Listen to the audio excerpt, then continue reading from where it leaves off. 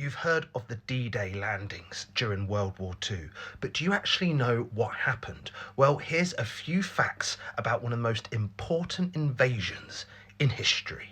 On the 6th of June 1944, the Allies of World War II started Operation Overlord. And that was the mission to take back Western Europe from the Germans. D-Day was the first phase of that, taking back Normandy, northern France, and it was nicknamed Operation Neptune. So why is it known as D-Day and not Operation Neptune? Well, D-Day is just the general term that the military use for the start of a major operation, the start of it, the D-Day. The D doesn't really mean anything. Now, the invasion of Western Europe to take it back from the Germans started at 12 a.m. on the 6th of June 1944. From 12 a.m. to 2 a.m, paratroopers were dropped in northern France. Not a lot of people know that, but the first people to invade were the paratroopers. Then at about 5 a.m, the naval bombardment of the German positions on Normandy started, firing bombs, you name it, to try and free up some positions on the beaches. Then at 6:30 a.m, the first troops landed at Normandy. It was the Americans, and they landed at Utah and Omaha.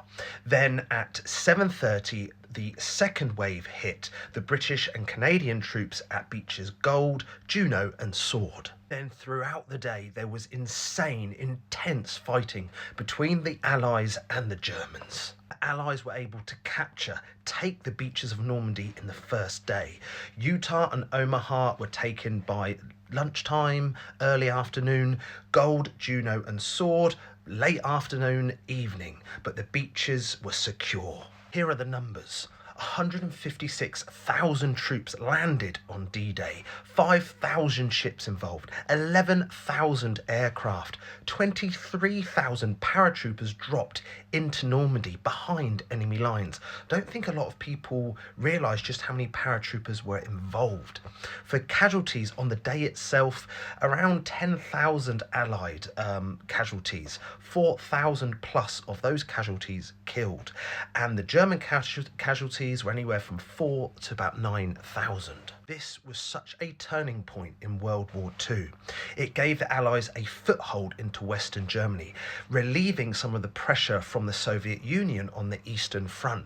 And it was the beginning of the end for the Germans and the Mustache Man.